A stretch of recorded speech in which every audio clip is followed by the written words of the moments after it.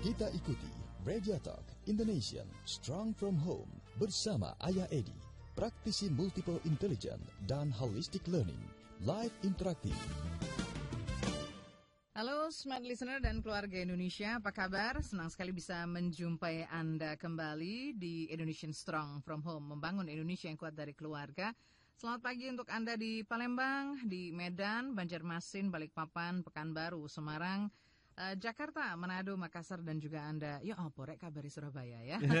Ya oporek. Kita jumpa lagi nih, tentu saja kita akan kembali ngobrol, berbincang bersama praktisi pendidikan berbasiskan multiple intelligence dan holistic learning, Ayah Edi.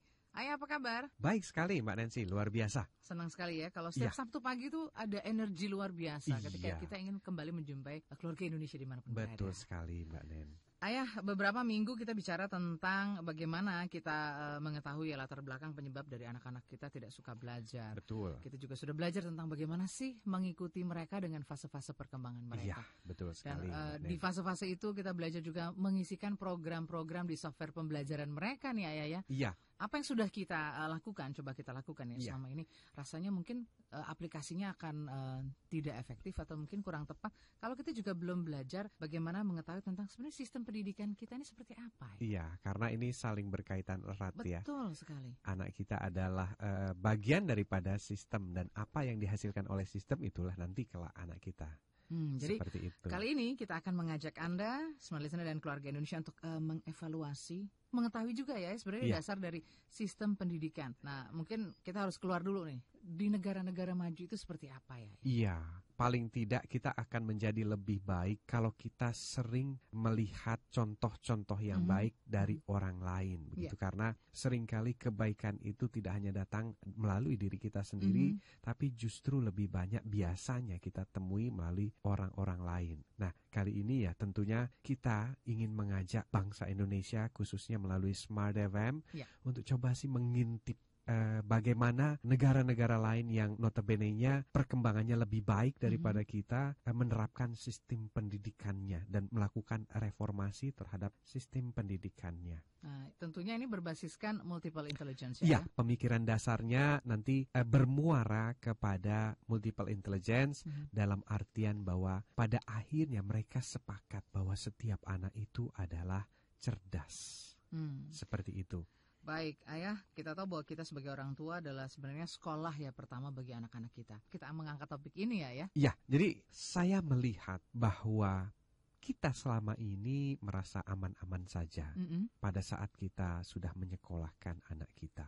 Terutama bagi para orang tua yang menyekolahkan anaknya di dalam tanda petik ya, merasa yang terbaik atau yang termahal. Apa benar demikian? Apa benar bahwa kalau kita sudah menitipkan anak kita sekolah telah menjalankan sebuah sistem yang benar? Apakah justru tidak sebaliknya? Jadi untuk melihat itu ya tentu saja kita harus memiliki pembanding-pembanding. Dari negara lain khususnya yang kita ambil contoh adalah negara-negara maju yang mereka punya kebiasaan selalu mengevaluasi sistem pendidikan mereka. Jadi bukan karena terkenal atau favorit. Iya, jadi yang jauh lebih fundamental adalah bahwa kalau di kebetulan negara-negara maju itu mereka punya kebiasaan untuk melakukan proses evaluasi terhadap generasi. Karena mereka menilai bahwa sebuah generasi itu adalah produk dari sebuah sistem pendidikan. Jadi kalau mereka memiliki satu generasi yang seperti ini atau seperti itu, maka mereka akan melihat kilas baliknya dulu waktu mereka dididik seperti apa dan menggunakan sistem yang bagaimana. Baik. Oke, ini menarik sekali ya untuk membahas kenapa kita perlu melihat sistem pendidikan sebelum kita tentu saja menitipkan anak kita di sana ya untuk lebih menimba ilmu nih. Iya, betul sekali Mbak. Tujuan daripada kita membahas topik ini adalah agar kita bisa belajar untuk mengetahui apa sih sebenarnya masalah fundamental dari sistem pendidikan yang ada di dunia. Jadi kalau kita belajar dari yang ada di dunia, paling tidak kita bisa membandingkan ke dalam di Indonesia seperti apa. Oke. Ya, secara spesifik kita berharap bahwa melalui pembahasan ini kita bisa belajar mengevaluasi diri dan tidak menjadikan anak-anak kita selalu menjadi korban gitu. Jadi menjadi korban kesalahan. Jadi kalau ada apa-apa selalu anak kita lah yang nggak beres. Gitu. Kemudian kita juga supaya bisa belajar dan sadar kalau kita ini tertinggal lebih buruk atau lebih baik daripada kondisi dunia, sistem pendidikan dunia yang ada seperti ini. Jadi tidak hanya mengakui atau mengasumsikan bahwa kitalah yang terbaik atau sekolah sayalah yang terbaik, tapi justru kita melihat realitasnya seperti apa. Apakah kita sudah benar-benar yang terbaik? Dan yang terakhir adalah kita belajar. Saya juga ingin mengajak kepada seluruh pendengar Smart FM di seluruh tanah air untuk mari sama-sama kita belajar mencontoh apabila ada hal-hal baik dari negara lain. Dan kita tentunya harus action cepat. Kalau tidak kita akan tertinggal jauh dari mereka. Kita ingin bahwa sistem di dalam pendidikan kita itu tidak berubah-ubah ya. Karena nanti kesian anaknya ya. Belum selesai mereka menyesuaikan diri dengan satu ini, pola ada lagi yang lain. Gimana nih Ayah? Sebaiknya? Jadi begini, pada saat kita ingin menetapkan sebuah sistem pendidikan yang benar, maka kita harus menentukan dulu permasalahan fundamental dalam sistem pendidikan itu apa. Supaya nanti kalaupun ada perubahan, itu bukan perubahan yang fundamental. Jadi kalau kita ibaratnya ingin membangun rumah, kita harus tetapkan dulu fondasi yang benar. Begitu fondasi yang benar, kemudian kita bangun apapun di atasnya, itu akan kuat. Tetap kokoh ya. Tetap kokoh. Kalaupun misalnya ada perubahan, mungkin perubahannya sekitar warna dan sebagainya, begitu, tapi tidak fundamental. Nah, sementara ini kita melihat ya, nanti kita akan coba bandingkan ya, dari saya membawa hasil evaluasinya. Jadi selama ini kita sering melihat bahwa sistem pendidikan yang fundamental yang salah dan benar kita nggak tahu. Ya, sehingga kita punya kecenderungan untuk melakukan perubahan-perubahan yang juga tidak fundamental dan tidak berefek, tapi justru malah merepotkan. Ya, contoh yang paling gamblang adalah perubahan dari SMA menjadi SMU. Kemudian sekarang balik lagi ke SMA. Apa yang fundamental dari sana? Nggak ada. Cuma merubah A menjadi U. Seperti itu. Kemudian kita juga selama ini terlalu disibukkan dengan pembicaraan seputar UAN yang notabene-nya justru lebih meresahkan daripada memberikan benefit. Begitu banyak orang Indonesia, mulai dari anak-anak sampai orang tuanya, itu menjelang UAN adalah masa-masa stres buat kita seluruh bangsa Indonesia. Bukan main. Kalau misalnya ini ternyata hanya menghasilkan sebuah gejolak kestresan, harus kita evaluasi apakah ini sudah benar. Ini sudah tepat atau belum ya? Iya, betul sekali. Kemudian jangan juga kita misalnya di tingkatan yang sebenarnya pengambil kebijakan, kalau misalnya diminta tentang pembahasan pendidikan hanya bicara tentang yang sifatnya tidak fundamental, seperti misalnya distribusi seragam, kemudian standarisasi guru yang harus S1 dan sebagainya. Saya baru kemarin bicara di Banjarmasin, sangat tidak relevan mewajibkan guru itu S1. Kenapa? Karena S1 ya tergantung S1-nya di mana begitu. Kalau misalnya dia mau jadi guru tapi ambil S1-nya ekonomi, ya nggak ada hubungannya. Yang harus kita perbaiki kualitas guru itu bukan dari S1-nya, tapi dari bagaimana proses mengajarnya itu berlangsung. Oke, baik. Untuk Anda, smart listener, ini menarik sekali ya membahas kenapa kita perlu mengangkat topik ini, yaitu bagaimana kita melihat sistem pendidikan di negara-negara maju yang tentunya berbasiskan pemikiran multiple intelligence. Jadi jangan kemana-mana, tetaplah bersama kami karena kami akan segera kembali untuk Anda di Indonesian Strong from Home. Ya, smart listener, kita kembali bersama Ayah Edi dan tentu saja Anda masih menyimak Membangun Indonesia yang Kuat dari Keluarga. Setiap Sabtu pagi kita akan hadir untuk Anda dan tentunya kita akan sharing hal-hal yang luar biasa. Untuk siapa ya? Untuk kita, keluarga dan juga anak-anak kita ya. Membahas topik tentang bagaimana kita mengevaluasi sistem pendidikan di negara maju berbasiskan pemikiran multiple intelligence ini. Hal-hal mendasar itu betul-betul menjadi sebuah pemikiran gitu ya. Membahas sesuatu yang lebih mendasar itu penting ya untuk anak-anak kita belajar dari sistem pendidikan ini sendiri. Iya, tentu Mbak. Sekarang begini, kalau misalnya kita ingin membangun sebuah gedung, boleh silakan tanya dengan kepada seorang arsitek, apa yang pertama kali mereka fokuskan? Yang pertama kali mereka fokuskan adalah mereka lihat fundamennya. Fundamennya itu apa? Tanah, jenis tanahnya seperti apa, konturnya seperti apa. Yang mereka akan membangun gedung itu ya. Supaya nanti pada saat mereka meletakkan fondasinya itu adalah yang terbaik, yang terkuat, yang sesuai dengan teksturnya.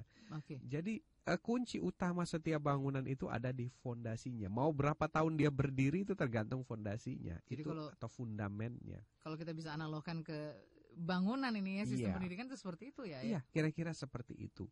Nah, kemudian mau kita bangun nanti di atasnya apa? Ya tentunya tergantung kebutuhan atau tuntutan zamannya seperti itu. Jadi needs-nya apa sih? Kita mau bangun apa nih di atas fondasi ini? Supaya kita tahu bahwa apa yang kita lakukan ini sesuai dengan tuntutan zaman. Kenapa? Karena kita mau tidak mau harus sadar dan harus aware, tahun 2010 itu kita sudah masuki masa-masa uji coba pasar bebas tenaga kerja dunia. 3 tahun lagi nih sudah di depan 3 tahun lagi, next 3 years. Itu very short, sangat yang singkat. Singkat sekali. Tentunya pertama kita harus melihat kondisi realitas saat ini kita seperti apa. Kemudian kondisi pendidikan di luar negeri seperti apa. Nanti pada saat 2010 itu digulirkan, kira-kira tuntutan zaman itu seperti apa. Apakah kita bisa memenuhinya? Iya. Katakanlah kalau tuntutannya A, apakah kita menjawab anak-anak kita untuk ke arah A? Jangan sampai misalnya nanti tuntutan dari zaman itu A, kita mendidik anak-anak kita ke arah F, di mana mereka baru terkaget-kaget pada saat dituntut untuk A. Nah, pada minggu yang lalu saya telah menyampaikan bahwa sebenarnya very simple tuntutan dari zaman itu. Yang pertama adalah language. Anda harus bisa bahasa asing, mau tidak mau, kecuali kalau kita sudah seperti Jepang. Kenapa? Kalau misalnya kita tidak bisa bahasa asing, se-expert apapun Anda, se-skill apapun Anda, coba bayangkan misalnya dalam sebuah interview, kita jago nih komputer, tapi ditanya, can you explain me what kind of program that you did? Ngomongnya kan begitu lancar ya. Nah, kalau kita nggak ngerti apa yang dia tanyakan, kita kan nggak bisa jelaskan. Nah, apa persepsi dari si interviewer tadi? Ya kita nggak bisa apa-apa pada akhirnya. Walaupun sebenarnya jago itu kalau langsung dipraktekkan. Jadi that's very important. Penting sekali kita menguasai satu bahasa asing atau paling tidak bahasa Inggris. Jadi jangan sampai ini rusak susu sebelanga karena nilai setitik tadi ya. Jadi kelebihan kita tertutup oleh keterbatasan kita. Berbahasa, betul. Yang kedua adalah expertise. Expertise, hebatnya kita di mana, skillnya kita di mana. Karena kita akan berprofesi di kehebatan kita dan kita akan ditanyai seputar kehebatan kita. Keahlian kita tadi. Keahlian kita, dan kita akan dibayar murah atau mahal tergantung seberapa hebatnya kita. Kita akan diterima atau tidak diterima kerja tergantung kehebatan tadi. Seperti itu. Tapi proses pertamanya tetap pakai language, pembukaannya. Bahasa tadi. Nah, yang ketiga, dalam proses kehidupan itu selalu ada sukses, gagal, dan sebagainya, tantangan dan challenge dan sebagainya. Nah, diperlukan sebuah pembelajaran life skill. Apa sih itu sabar, apa sih itu tekun, apa sih bagaimana mengelola emosi. Ini anak-anak kita perlukan 3 itu. Jadi hal yang ketiga yang terbesar adalah life skill. Dan pertanyaannya adalah apakah ketiga hal ini sudah dipersiapkan dengan baik? Apakah sudah kita persiapkan untuk masa depan anak-anak kita melalui jalur pendidikan atau sistem pendidikan yang ada saat ini? Ataukah kita masih melenceng jauh daripada tuntutan zaman nanti itu? Begitu baik. Kira-kira. Kalau kita mengevaluasi nih Ayah tentang sistem pendidikan, kita boleh belajar dari pendidikan di negara maju seperti apa ya. Ini kan sudah disuarakan dan juga sudah direformasikan di era 80-an ini Ayah ya. Iya, betul. Jadi saya akan mengulas sedikit sejarah. Sejarah pendidikan itu dimulai kira-kira ya abad ke-19 tahun 1911. Ada sebuah pergeseran model pendidikan. Yang pertama, dulu pada saat pendidikan itu ditetapkan, itu zaman Renaissance, pendidikan itu bertujuan untuk menghasilkan orang-orang yang multi-talented. Jadi multi-talented itu persis sama dengan bahasa sekarang multiple intelligence, multi-talented. Kemudian dari orang-orang multi-talented itu ternyata lahir menjadi pengusaha, industriawan dan sebagainya, maka terjadilah revolusi industri. Nah, dari revolusi industri, need-nya atau zaman itu kebutuhannya adalah bagaimana menghasilkan dan menciptakan para pekerja yang bekerja di satu sistem yang tersistemasi. Akhirnya dibuatlah sebuah sistem yang menganut sesuai dengan kebutuhan. Waktu itu yang berkembang adalah sistem pabrikan, manufacturing. Maka sistem sekolah yang dibentuk adalah sistem sekolah manufacturing. Jadi yang ada sekarang ini ternyata. Jadi ada kelas, ada duduk berjajar-jajar, persis seperti sistemnya konveksi ya. Jadi kalau pabrik konveksi ya begitu, orangnya berjajar-jajar. Kemudian zaman bergeser gitu, perubahannya mengalir ke era ekspertis waktu itu. Era ekspertis, nah di dunia melakukan perubahan yang mendekati arah itu. Di mana pendekatannya yang tadinya berawal dari cara sistem belajar memory learning, lebih banyak menghafal dan mengingat dengan jawaban tunggal, mereka bergeser menjadi logical thinking model. Jadi sistem pembelajarannya banyak menggunakan why dan sebagainya. Nah, pada saat sekarang ini persaingan begitu ketat di mana expert saja tidak cukup, melainkan kita harus kreatif menciptakan ide-ide baru. Dalam Blue Ocean, bukunya Blue Ocean itu dijelaskan bahwa persaingan nanti masa depan itu adalah bukan persaingan berdarah-darah, tapi bagaimana menciptakan hal baru di dunia bisnis yang orang lain belum mampu ciptakan. Dan kita dituntut kreativitas kita yang dituntut. Exactly, maka sejak saat itu sistem pendidikan dunia itu mengarah kepada sistem creative thinking atau creative learning. Nah sekarang pertanyaan buat kita, sistem pendidikan kita masih ada di mana? Apakah di memory learning, logical thinking, atau sudah ke creative thinking? Nah jangan sampai nanti dunia sudah 2 langkah mengarah berpindah atau mereform sistem pendidikannya, kita justru masih kita baru memulai nih ya? Iya, baru masih masih ada di memory learning. Faktanya kita lihat dengan adanya UAN dan sebagainya, kita masih stay in memory learning. Apalagi dengan adanya jawaban tunggal, dengan adanya ujian-ujian sifatnya jawabannya memilih dan sebagainya. Itu keseragaman kan, tadi. Iya, keseragaman dan sebagainya. Kita perhatikan di luar negeri sudah tidak ada lagi sekolah-sekolah yang menggunakan seragam. Kenapa? Karena memang anak-anak kita ini nggak seragam. Sampai saya pernah ngobrol dengan salah seorang ekspatriat. Kenapa sih sekolah-sekolah di kamu tuh di negara kamu nggak pada pakai seragam? Pertanyaannya, jawabannya sederhana tapi betul-betul menusuk hati saya. Eri, apakah kalau nanti kamu punya anak dan anak kamu bekerja, kamu ingin anak kamu bekerja menggunakan seragam? Oke. Do you get it? Dapat maknanya?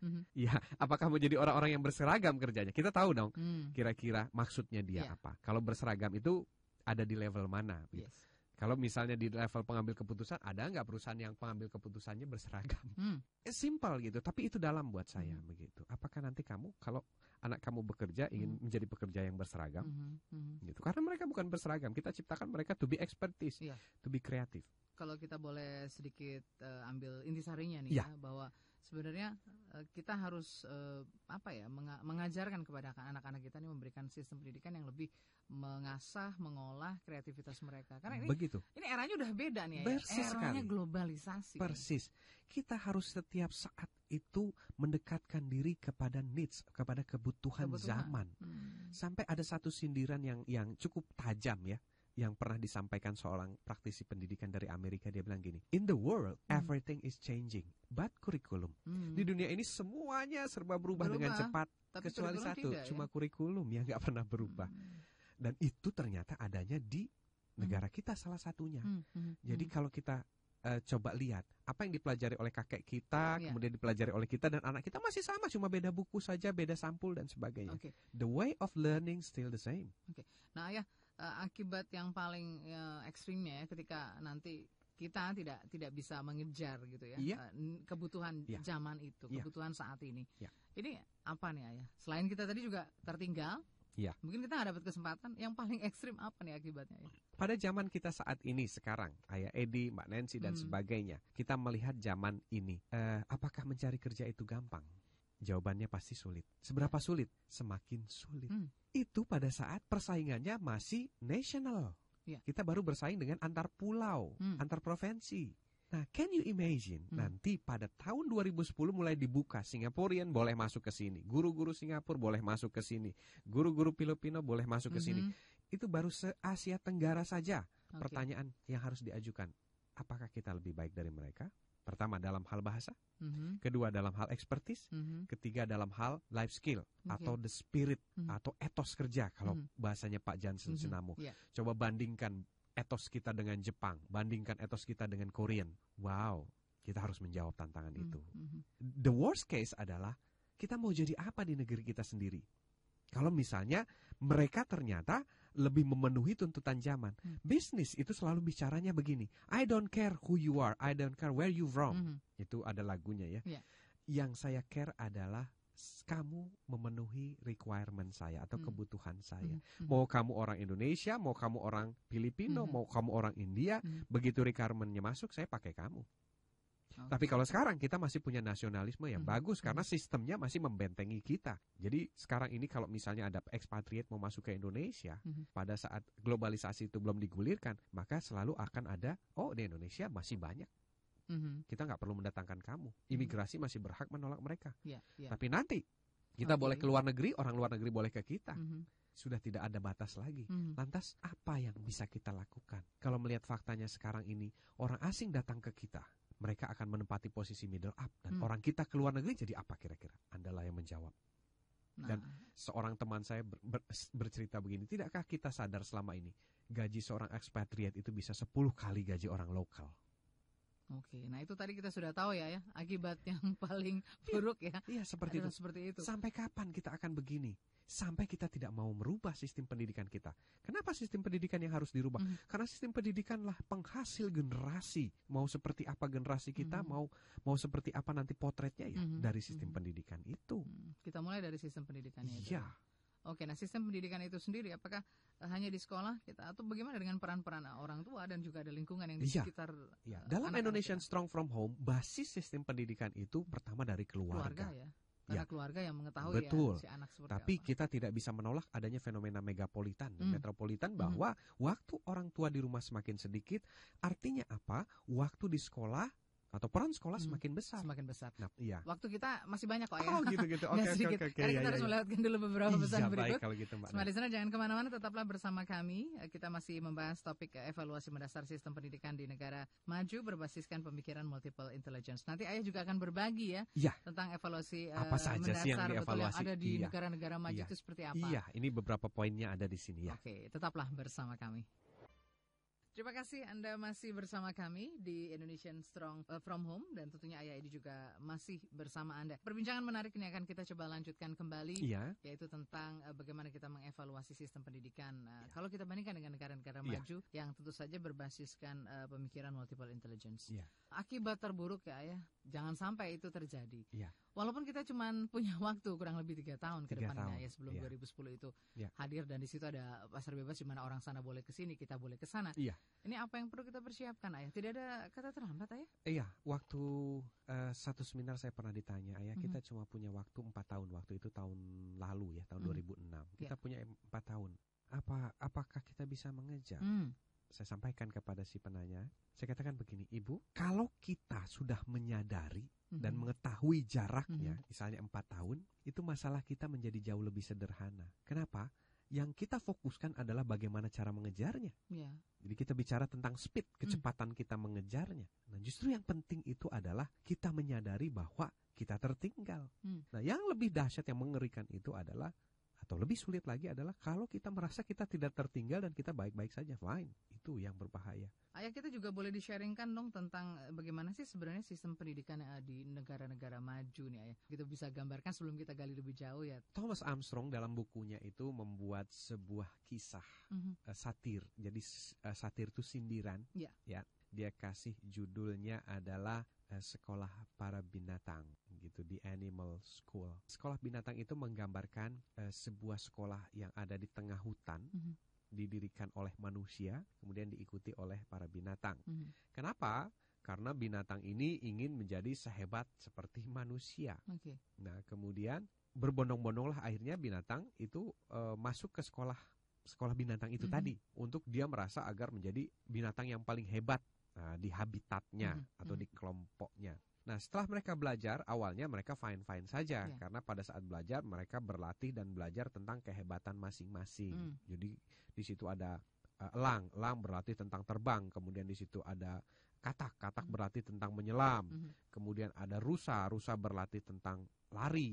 Maka mereka jadi binatang-binatang yang luar biasa di kehebatannya masing-masing. Tapi sayangnya dalam sistem pembelajaran kurikulum manusia khususnya, bahwa ternyata ada kewajiban mereka harus menguasai minimal 5 mata pelajaran pokok. Gitu, di mana di dalam 5 mata pelajaran pokok ini mereka harus nilainya sama-sama baik atau semuanya baik. Jadi mereka harus belajar berenang, belajar menyelam, belajar memanjat, dan belajar lainnya. Ada 5 begitu ya. Nah, setelah masa waktu pembelajaran tertentu, ternyata apa yang terjadi? Nah, Nah, si murid-murid binatang ini mereka bukannya tambah hebat, mereka jadi lupa keahliannya sesungguhnya. Gitu, mereka jadi terpuruk, bahkan badan mereka carut-marut, dan mereka justru jadi pecundang. Kenapa? Karena sang elang yang jago terbang, ya, yang keahliannya ada terbang, dia harus belajar berenang. Bayangkan seekor elang harus belajar berenang. Dan tidak hanya itu, ternyata elang juga pernah hampir pingsan karena dia diwajibkan juga mengikuti pelajaran menyelam. Ya, jadi seekor burung yang gagah perkasa di udara dipaksa harus belajar menyelam. Nah, karena sibuknya dia bagaimana supaya bisa menyelam, apa efeknya? Akhirnya si elang lama-lama gak bisa terbang. Seperti itu. Begitu juga katak. Katak yang jagonya menyelam diminta untuk berlatih terbang. Akhirnya apa? Dia berlatih dari pohon ke pohon, melompat, jatuh berkali-kali, yang ada kakinya patah dan dia tidak mampu lagi untuk berenang. Singkat ceritanya, apa yang terjadi? Harapan mereka semuanya pupus dan kandas karena kurikulum yang harus mewajibkan mereka bisa di semua bidang. Akhirnya mereka semua tidak lagi jago di bidangnya masing-masing, dan yang lebih parah, setelah keluar dari sekolah mereka tidak bisa lagi mencari makan untuk diri mereka sendiri, dan akhirnya satu demi satu binatang itu mati. Jadi ini adalah sebuah analogi yang sangat dahsyat sekali, yang menggambarkan tentang sistem pendidikan dunia pada zamannya tahun 1980-an, yang menyebabkan masing-masing anak lebih banyak yang gagal daripada yang berhasil. Oke, nah kalau kita boleh analogkan ke dalam sistem pendidikan kita seperti apa ya? Mungkin ibaratnya kita ini kan punya potensi masing-masing, punya keunggulan masing-masing. Boleh-boleh saja mempelajari keahlian yang lain, gitu, tetapi tidak dengan melupakan apa yang sesungguhnya menjadi potensi kita ya. Iya, jadi saya sering menyebutkan dalam seminar saya begini. Selama ini kita berpikir dalam kapasitas yang keliru. Pada saat anak kita belajar dengan tuntutan kurikulum bahwa mereka semua harus bisa, ternyata anak kita tidak semuanya bisa. Karena memang kodratnya atau fitrahnya tidak demikian. Akhirnya mata pelajaran tertentu yang mereka jatuh. Tapi apa yang kita lakukan dari orang tua dan guru adalah memfokuskan pada mata pelajaran yang jatuh dengan memberikan les tambahan sampai ada yang seminggu 7 kali, kemudian ada yang memasukkan kebimbingan belajar. Nah, padahal realitanya bahwa nanti kelak anak kita itu tidak akan pernah berkarir di kelemahannya. Mereka semua akan berkarir di kelebihannya. Lantas kenapa kita justru memberikan tambahan-tambahan kursus dan sebagainya, atau kita katakan investasi uang tambahan untuk mendidik anak kita di kelemahannya, padahal justru mereka tidak pakai. Yang sering saya sampaikan, kita harus pikirkan baik-baik. Biaya pendidikan saat ini begitu sangat tingginya. Nah, apakah biaya itu nanti jatuhnya akan menjadi expense atau investasi? Ya, tergantung pada saat kita menentukan sistem pendidikan. Apakah kita menentukan yang benar? Apabila kita memfokuskan pada kelemahan-kelemahan anak kita, memberikan kursus-kursus supaya mereka bisa, maka itu jatuhnya akan menjadi expense buat kita. Akan lebih mahal lagi ya. Kalau mereka gagal, kita coba lagi di tempat lain. Berarti kita mengeluarkan lagi biaya yang lain. Seperti itu. Kita tidak ingin tentunya nasib-nasib anak-anak kita kelak ini seperti nasibnya para burung-burung, binatang-binatang tadi yang ada di sekolah binatang. Ada sekolah binatang tadi ya. Ini sebaiknya apa yang harus kita lakukan, Ayah? Mungkin merubah cara pandang tentang sebuah sistem pendidikan, atau dimulai dari mana dulu nih, Ayah? Ya, yang harus kita pertama rubah adalah paradigm, cara pandang. Cara pandang dalam sistem pendidikan. Jadi apa sih yang harus kita rubah? Yang pertama adalah bahwa kalau dulu sistem pendidikan itu didasarkan pada kurva Bell. Kurva Bell di mana proses sekolah ini menseleksi untuk mengetahui anak-anak yang pandai dan sisanya tidak pandai. Gitu. Nah, ini kita rubah paradigmanya menjadi bahwa sekolah itu adalah sebuah lembaga yang akan menghasilkan bahwa setiap anak nanti keluar dari sana menjadi juara. Pada bidangnya masing-masing, pada bidang yang berbeda. Jadi tidak akan ada pernah gagal, anak yang gagal dari sebuah produk sekolahan. Sementara selama ini fenomenanya selalu ada yang sukses dan ada yang gagal, dan yang sukses itu hanya sekitar 10-20%, sisanya fail. Itu yang kalau kita ambil dari bahasa yang sederhananya kira-kira seperti itu. Nah, di sini ada beberapa kira-kira apa sih yang menjadi sorotan evaluasi mereka dari setelah kita merubah paradigma itu. Nah, di sini ada secara detail nanti, Mbak. Kita akan bahas kita gali. Nah, ini mungkin waktunya harus lebih panjang lagi ya. Sharing atau interaksi dalam bentuk pertanyaan silakan Anda kirimkan melalui SMS ke nomor 0812 11 12 959. Ada waktu ya, lain waktu kita akan coba kita akan bahas ini ya. SMS pertanyaan ini. Dan jangan lupa juga Anda juga masih bisa mengirimkan pertanyaan atau juga mungkin Anda ingin berkonsultasi kepada ayah, kirimkan ke alamat email ayah ke ewiono@yahoo.com atau melalui website ayah di www.ayahedi.com. Tentunya Anda bisa melayangkan pertanyaan juga ke email strongindonesia@smartfm.com.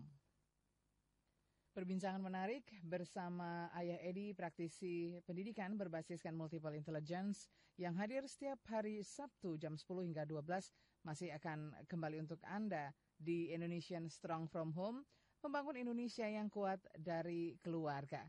Sistem pendidikan, evaluasi sistem pendidikan masih kita bahas dan kita akan lanjutkan perbincangannya setelah beberapa pesan berikut ini. Smart Listener, tetaplah bersama kami di Indonesian Strong from Home. Selamat siang untuk Anda, Smart Listener yang baru saja bergabung Indonesian Strong from Home. Kita masih membahas tentang evaluasi mendasar tentang sistem pendidikan, khususnya di negara-negara maju yang berbasiskan multiple intelligence. Nah, kita masih bicara tentang potret pendidikan, sebenarnya seperti apa ya? Tadi ada analog yang cukup menarik tadi dari sekolah binatang itu. Ya, jangan sampai kita tidak ingin anak-anak kita tentunya gagal ya ketika mereka mengikuti proses belajar mengajar. Kita tentunya ingin di mana kita menitipkan mereka itu tentunya membantu mereka untuk menjadi siapa mereka kelak. Betul, Mbak Nancy. Nah, ayah bicara soal akibat tadi ekstrim banget ya. Ada hal buruk yang bisa kita rasakan. Kalau keuntungan nanti kita akan bahas juga. Tapi sebenarnya yang menjadi penyebab dari kehancuran sistem pendidikan di dunia ini seperti apa, Ayah? Dan juga mungkin di dalam negeri ya, seperti apa?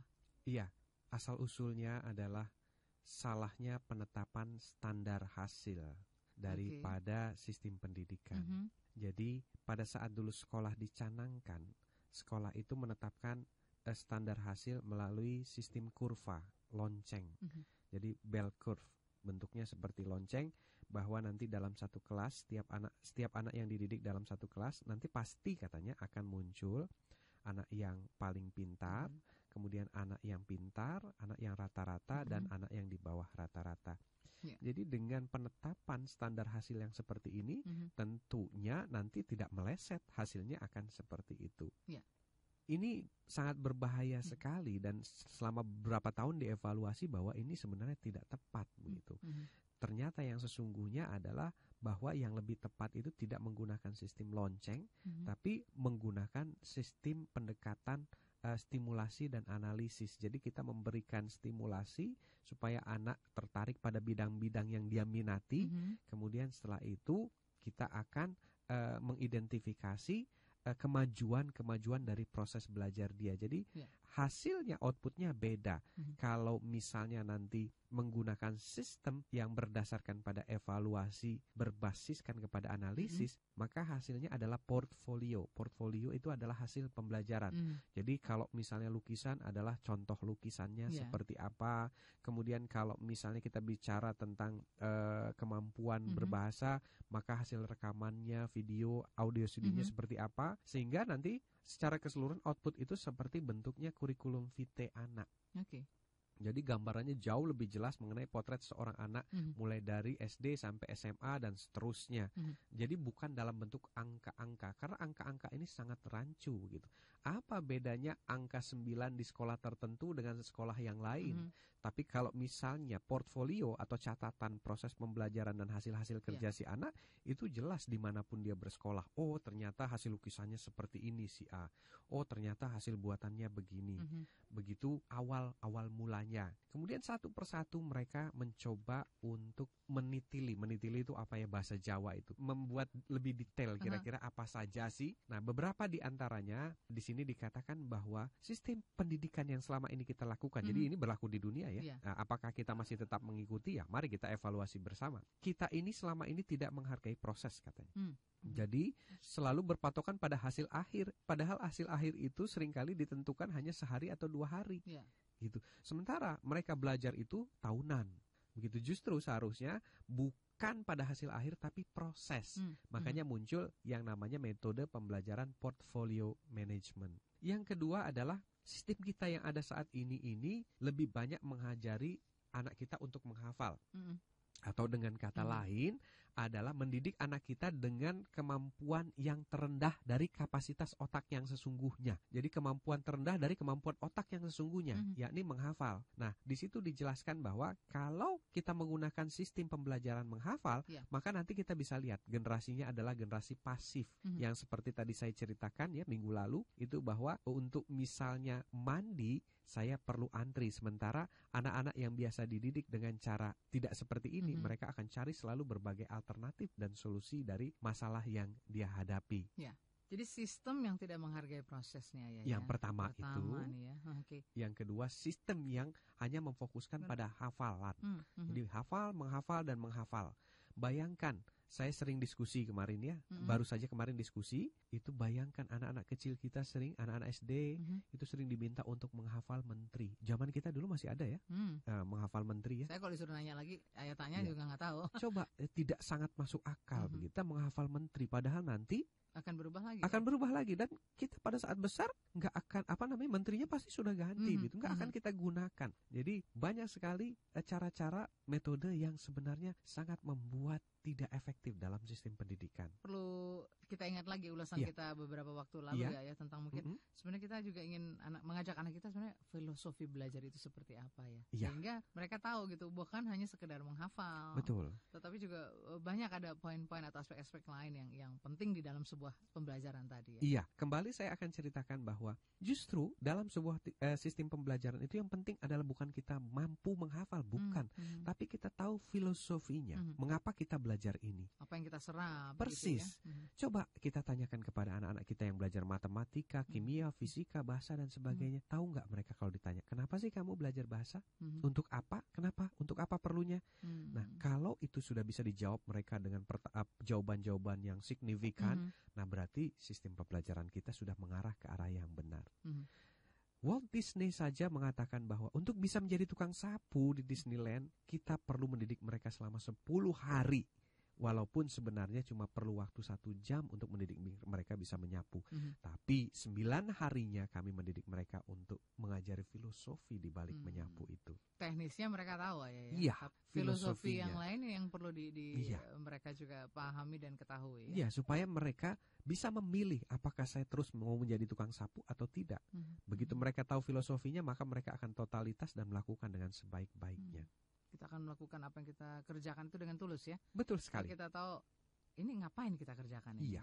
Iya, betul sekali. Baik, nah ayah kita juga akan mencari tahu yang lain. Ini sebenarnya apakah sudah tepat juga ketika kita memilihkan anak-anak kita ini sekolah dengan nilai-nilai tertentu ya, favorit. Iya. Bagus dan lain sebagainya. Apakah ini juga sudah efektif, sudah tepat? Kita akan coba nanti gali lebih jauh bersama ayah. Iya, betul sekali Mbak. Rupanya kita harus melewatkan dulu beberapa informasi dalam Jurnal 9. Dan jangan lupa Anda juga masih bisa menyimak kami 1 jam ke depan. Anda ingin sharing, ingin konsultasi atau ingin ngobrol dengan ayah, Anda kirimkan saja dalam bentuk pertanyaan. Silakan ketik nama dan juga alamat, kirimkan ke 0812 11 12 959. Atau juga Anda bisa masuk ke email ayah ke ewionoid @yahoo.com ya. Dan juga jangan lupa email kami ke strongindonesia@smartfm.com ya. Dan Anda juga bisa mengirimkannya melalui website Ayah Edi di www.ayahedi.com. Anda di Surabaya, Semarang, Balikpapan, Banjarmasin, Jakarta, Pekanbaru, Palembang, Manado, Makassar, dan juga Anda yang ada di Surabaya, Anda masih tetap bersama kami di Indonesian Strong From Home, membangun Indonesia yang kuat dari keluarga. Jangan kemana-mana, tetaplah bersama kami di Membangun Indonesia yang Kuat dari Keluarga. Kita akan segera kembali tentunya setelah beberapa informasi dalam Jurnal 9 berikut ini. Masih Anda dengarkan Radio Talk Indonesian Strong From Home bersama Ayah Edi, praktisi multiple intelligence dan holistic learning.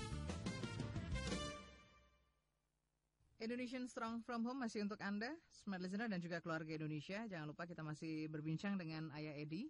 Beliau hadir untuk Anda setiap Sabtu tentunya di Membangun Indonesia yang Kuat dari Keluarga. Ayah, tadi kita masih membahas tentang yang menjadi ini ya, penyebab dari kehancuran sistem pendidikan di dunia dan juga di negeri ini sendiri. Ternyata sistem tidak menghargai proses, lalu ternyata tanpa kita sadar mengajari anak hanya untuk menghafal, bukan belajar dalam arti yang sesungguhnya. Iya, betul sekali Mbak Nen. Oke, nah kita kan menganut sistem nilai nih ya. Iya. Nah, ini nilai-nilai yang seperti apa ini Ayah yang kita coba? Jadi katanya bahwa pendidikan kita selama ini hanya berfokus pada nilai, bukan berfokus pada mencari keunggulan masing-masing anak dan mengasah masing-masing keunggulan itu. Akhirnya apa akibatnya? Setiap anak berlomba-lomba untuk mencari nilai sampai nanti orang tuanya terlibat secara emosional dalam pengumpulan nilai. Padahal apa sih sesungguhnya representasi nilai itu? Coba kita kaitkan. Adakah kaitannya kalau nilainya tinggi pasti hidupnya sukses? No, faktanya tidak. Justru anak-anak yang dulunya nilainya rendah-rendah tapi begitu di kehidupan nyata banyak mereka yang jadi pengusaha dan sebagainya. Kemudian yang lebih lucu lagi, fenomena nilai ini malah dijadikan senjata buat para pendidik. Jadi untuk misalnya ada ketidakcocokan antara pendidik dan anak dan sebagainya, mereka gunakan nilai. Awas ya nanti nilainya saya kurangi atau dan sebagainya. Mereka jadikan alat untuk mengancam. Kemudian apalagi? Yang juga termasuk dalam hal kategori tidak masuk akal adalah bahwa seringkali apabila seorang pendidik tidak cocok dengan yang anak didiknya, kemudian dia merasa ada secara emosional terganggu, maka biasanya perolehan nilai anak tersebut akan dipengaruhi oleh perasaan pendidiknya. Begitu kan nggak masuk akal. Apakah nilai ini ternyata representasi dari kecerdasan kalau begitu? Sama sekali bukan. Tapi justru mewakili pendidiknya nih. Iya, mewakili perasaan si pendidiknya. Begitu lucu ya.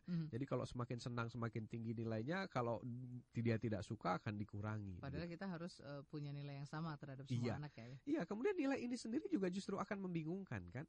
Kalau misalnya nilai 9, apa maksudnya 9 ini? Apa yang kita bisa tahu dari 9 ini? Jauh berbeda kalau misalnya fokusnya kita titik beratkan kepada hasil proses pembelajaran. Jelas sekali di sekolah kami itu sudah menggunakan namanya manajemen portfolio. Itu banyak orang tua yang terkaget-kaget waktu pembagian report ya, kita namanya sama report, laporan hasil pembelajaran, karena orang tua itu kaget melihat hasilnya. Oh iya, apa mungkin ini lukisan anak saya? Ini bukan lukisan bu gurunya, bukan Ibu. Apa mungkin ini hasil karya anak saya? Banyak orang yang gak percaya gitu bahwa anaknya mampu mengerjakan seperti itu.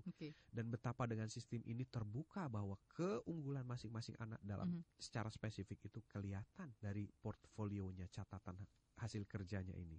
Jadi mungkin fokusnya bukan hanya kepada nilai saja ya. Kita kan masing-masing pasti punya nilai-nilai sendiri-sendiri ya. Iya, dalam sistem multiple intelligence, nilai itu hanya digunakan untuk melakukan proses rating. Misalnya rating begini ya, karena multiple intelligence itu menganut pada saat kita memberikan pembelajaran, kita ukur tingkat minatnya. Jadi untuk mengukur tingkat minat. Nah, jadi kalau minatnya tinggi, logikanya harus hasilnya sama tingginya. Kalau bisa lebih tinggi. Tapi kalau minatnya tinggi, hasilnya rendah, ada apa di prosesnya? Jadi nilai-nilai angka-angka yang kita pakai itu adalah angka-angka rating. Rating untuk mengukur itu. Tapi justru fokus dari pembelajaran kita adalah hasil karya si anak. Seperti itu. Itu yang mungkin belum diterapkan ya, belum dilakukan dengan tepat ya. Kalau hasil karya itu kemudian dikonversikan ke dalam bentuk angka kembali, misalnya hasilnya misalnya ini kategorinya sekian, itu fine. Kalau kita perhatikan di dunia kehidupan nyata, di kerja dan bisnis dan sebagainya, semua itu berdasarkan hasil karya, reporting. Bahkan kita sebut pada akhirnya catatan itu sebagai kurikulum vitae atau catatan hasil karya kita selama bekerja. Begitu. Jadi harusnya dunia pendidikan ini inline dengan dunia kehidupan nyata. Kalau tidak inline, ya akhirnya apa yang kita berikan kepada anak-anak kita nggak dibutuhkan oleh dunia bisnis atau dunia di mana mereka nanti akan berkiprah. Jadi harus ada nilai-nilai juga tentang kehidupan ke depan. Ini ada kaitannya, ada relevansinya ya. Dengan nilai-nilai yang tadi ingin kita terapkan di dalam sistem pendidikan itu sendiri. Selain itu Ayah, ini kira-kira kita melihat sistem pendidikan kita ini seperti apa sih Ayah? Ya, yang berikutnya adalah sistem pendidikan dunia ya, ini memandang anak itu sebagai seragam atau sama. Bahkan khusus di negara kita ini orang bangga kalau misalnya anaknya berseragam. Seperti itu. Dan sekolah-sekolah takut kalau misalnya mereka murid-muridnya tidak berseragam. Kenapa ya? Bisa seperti itu ya? Itu pun terjadi konflik di sekolah kami karena orang tuanya minta berseragam anaknya. Gitu. Kemudian saya jelaskan pemaparannya bahwa mereka ini sesungguhnya berbeda. Apakah ibu percaya bahwa mereka berbeda? Mereka percaya, mereka tahu dan mereka memahami mereka berbeda. Mereka tahu setiap hari melihat berbeda. Tapi begitu sekolah mereka minta diseragamkan lagi. Seragam itu apa sih artinya? Seragam itu kan menyamakan. Mereka berbeda dipaksakan sama. Jadi tetap saya bilang kebijakan kami adalah tidak menseragamkan anak, termasuk tidak memberikan seragam kepada mereka. Seperti itu. Karena itu awalnya. Kita lihat di sekolah-sekolah di luar negeri mereka sudah pakai baju bebas. Karena itu berpengaruh secara psikologis. Nah, seperti kawan saya expatriate pernah bilang begini, apakah nanti kelak pada saat mereka berkarir kamu ingin mereka berkarir dengan menggunakan seragam? Tentunya tidak ya. Iya. Kita ingin anak kita menjadi seorang yang hebat, yang luar biasa. Iya, orang-orang yang punya talented khusus yang dibayar mahal biasanya tidak berseragam. Bukan ditentukan sukses setidaknya bukan ditentukan dari seragam tadi. Iya, persis. Tapi kita mendidik mereka secara berseragam. Betul. Itu belum lagi dalam konteks-konteks lain. Anak-anak yang berbeda, cara belajar berbeda yang pernah kita bahas sebelumnya. Jadi sebenarnya apa yang kita bahas sebelumnya dalam proses talk show ini adalah untuk mengubah poin-poin ini. Jadi kita sudah duluan sebelum ini dibahas kita mendahului dulu. Baik, kita tidak boleh menutup mata ya terhadap perbedaan yang sangat jelas kita lihat di anak-anak kita ini. Iya. Kemudian yang berikutnya, Mbak Nancy, sekolah kita itu katanya lebih institusi pendidikan. Ya, kita menyebutnya institusi pendidikan. Tapi justru sebenarnya yang dilakukan hanya proses pengajaran. Nah, ini perlu kita gali juga nih apa bedanya nih Ayah mendidik mengajar nih. Iya, betul. Dari katanya aja udah beda nih. Beda begitu. Pasti artinya juga akan berbeda ya. Institusinya katanya pendidikan, tapi justru yang dilakukan itu lebih banyak mengajar. Jadi kalau mendidik itu kita lihat bahwa mendidik itu sasarannya adalah karakter, pembentukan karakter atau sifat-sifat yang baik. Sifat-sifat yang terpuji. Sedangkan kalau pengajaran itu sasarannya adalah iptek, ilmu pengetahuan dan teknologi. Ini dari hasil yang nanti akan dihasilkan. Dari outputnya. Begitu. Apakah kita mengakui atau tidak kalau kita memang kurang dalam hal pendidikan, ya kita tinggal lihat saja generasinya. Apakah generasi kita ini semakin berkarakter atau semakin hancur? Jadi kalau semakin tidak berkarakter dan semakin hancur, jelas-jelas sekali bahwa sistem pendidikan kita sangat kurang muatan karakternya. Jadi fungsinya ini ya. Ya, dalam buku Revolusi Pendidikan itu salah satunya dia mentukil sebuah penelitian yang dilakukan di negara Jepang itu di pendidikan dasar ya. TK sampai SMA itu Jepang itu memberlakukan bahwa 78% muatan dari kurikulumnya itu adalah muatan karakter. Hanya sekitar 12% mereka menggunakan muatan akademik. Sehingga mereka alasannya adalah begini, manakala si karakter anak ini sudah kuat, dia akan berpikir secara benar, maka muatan-muatan akademik itu akan sangat mudah diserap oleh mereka. Iya, persis. Lalu bagaimana dengan di negeri ini sendiri, Ayah? Kalau saya perhatikan dari sekolah ke sekolah saya mempelajari, ya justru kebalikannya di sini. Kita 78% sampai 80% lebih banyak muatan akademik, sementara 12% adalah muatan karakter. Apa salah satu buktinya adalah begitu banyak sekolah-sekolah dasar di kita yang mewajibkan lulusan TK itu belajar calistung, baca, tulis, hitung. Kita tidak memperhatikan apakah mereka nanti punya pemikiran dan karakter yang mulia. Yang simpel saja, apakah anak-anak TK kita sudah buang sampah pada tempatnya? Apakah bahasa mereka sudah memenuhi ucapan-ucapan yang baik? Seperti itu, dan lain-lain sebagainya. Kita lebih mementingkan apakah mereka bisa baca, tulis, atau hitung daripada mereka berkarakter. Seperti itu. Kita coba nanti akan gali lebih jauh lagi. Kita lihat dari proses, sasaran, dan hasil. Bagaimana sih sebenarnya perbedaan yang mendasar dari fungsi pengajaran sendiri, fungsi pendidikan itu sendiri di sekolah yang katanya adalah lembaga pendidikan ini. Iya, lembaga pendidikan. Kalau lembaga pendidikan barometernya sederhana, berarti dia harus melaksanakan fungsi pendidikan. Artinya apa? Outputnya adalah anak-anak yang berkarakter. Nah, kita tinggal lihat saja perkembangan anak-anak kita sekarang. Coba Anda turunlah sekali-sekali ke sekolah-sekolah, ke tempat berkumpulnya anak-anak. Seperti apakah potret mereka? Kehidupan mereka. Di kehidupan mereka ya. Saya sering melakukannya itu. Saya kalau sedang melakukan survei itu dengan baju yang seadanya, saya dekati mereka, saya coba dengarkan obrolan-obrolan mereka tentang apa, sikap mereka dan sebagainya. Ternyata apa yang saya perhatikan di sana itu memenuhi kriteria bobroknya sebuah bangsa yang pernah dikatakan oleh Thomas Liccona dalam 10 poin untuk mengetahui mundurnya sebuah bangsa. Kita tidak ingin hal itu terjadi ya. Mudah-mudahan, dan kita harus berusaha supaya hal itu tidak terjadi. Kita masih membahas sistem pendidikan ini tentunya bersama Ayah Edi. Kita akan lewatkan terlebih dahulu beberapa pesan berikut. Jadi jangan kemana-mana, tetaplah bersama kami di Membangun Indonesia yang Kuat dari Keluarga yang hadir untuk Anda setiap Sabtu jam 10 hingga jam 12 siang. Ya, Smart Listener dan keluarga Indonesia, Anda di Surabaya, Jakarta, Manado, Makassar, dan yang ada di Palembang, Pekanbaru, Medan, Banjarmasin, Balikpapan, dan Semarang. Anda masih bersama praktisi pendidikan berbasiskan multiple intelligence dan holistic learning Ayah Edi.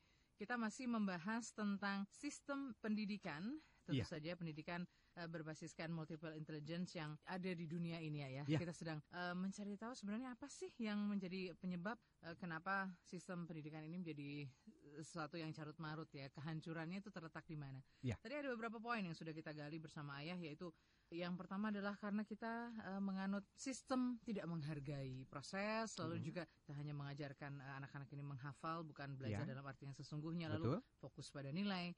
Dan juga ada poin-poin lain, yaitu pendidikan yang punya seragam yang sama. Padahal mungkin sebenarnya harusnya ada keseragaman kesuksesan yang sama ya bukan sekedar seragamnya saja ya.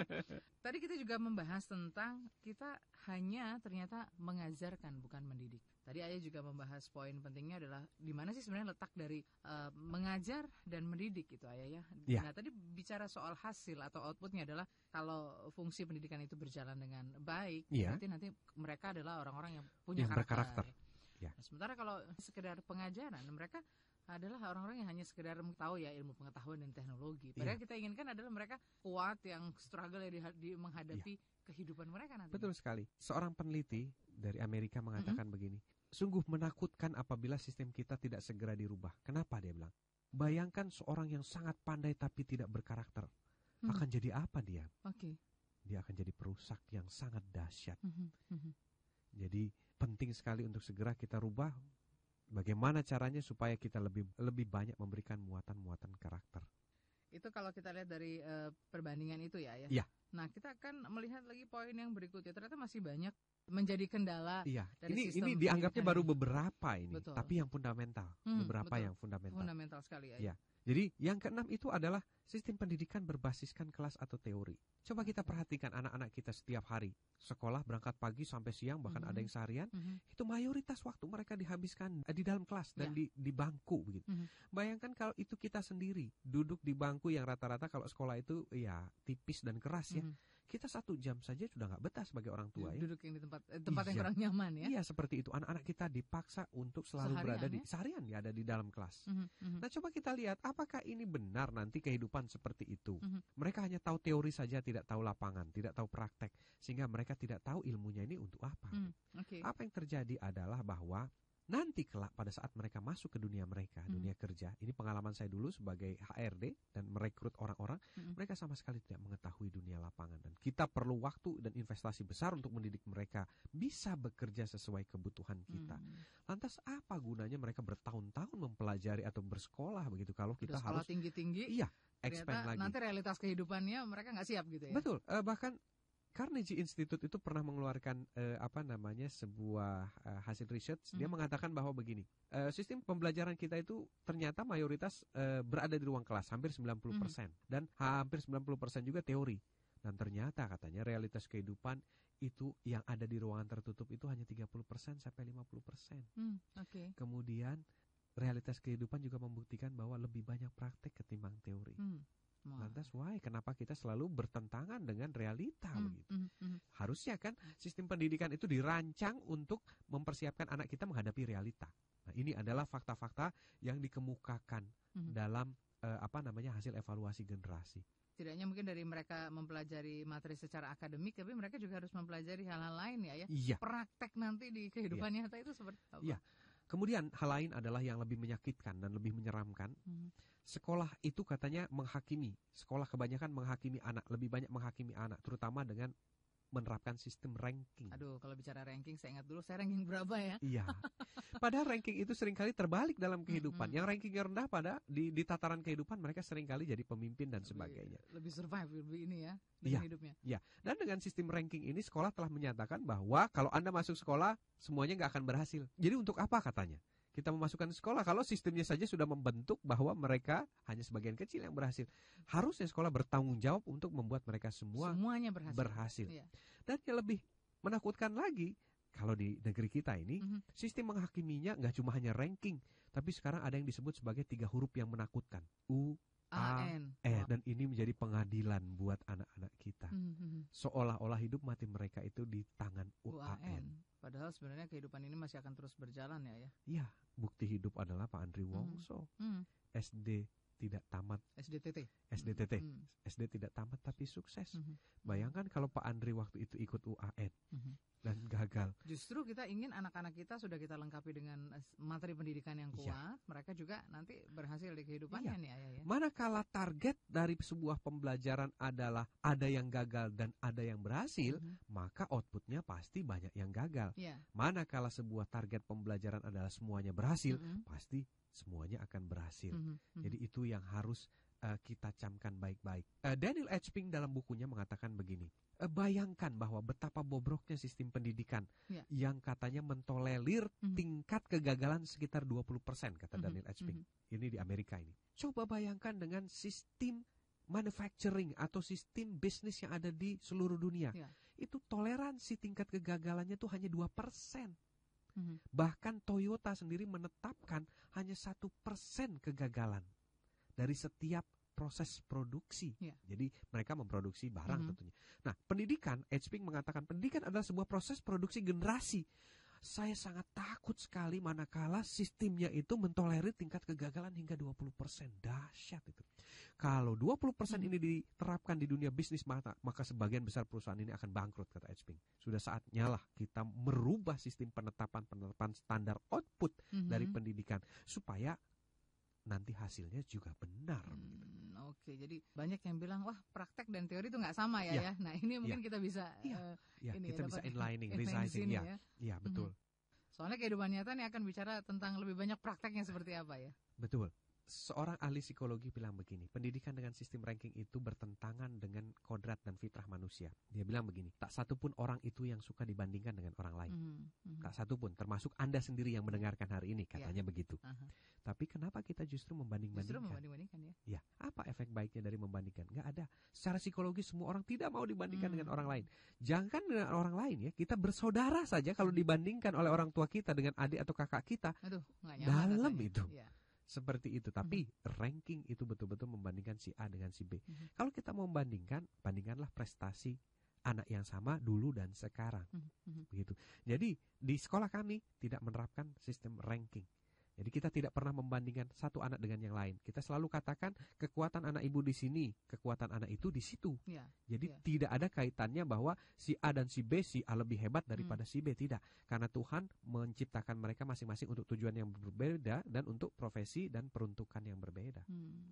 Bagaimana sih sebenarnya kita menyadarkan diri kita sendiri sebagai orang tua dan juga sebagai pendidik kepada anak-anak kita? Sebenarnya apa sih yang nanti mereka dapatkan dengan mereka bersekolah, apa yang mereka akan dapatkan nanti ketika mereka belajar menikmati proses itu? Ini pertanyaan yang dahsyat. Jadi begini, di sini poin 8 adalah bahwa sekolah kita itu kebanyakan tidak memberikan tujuan yang jelas pada anak.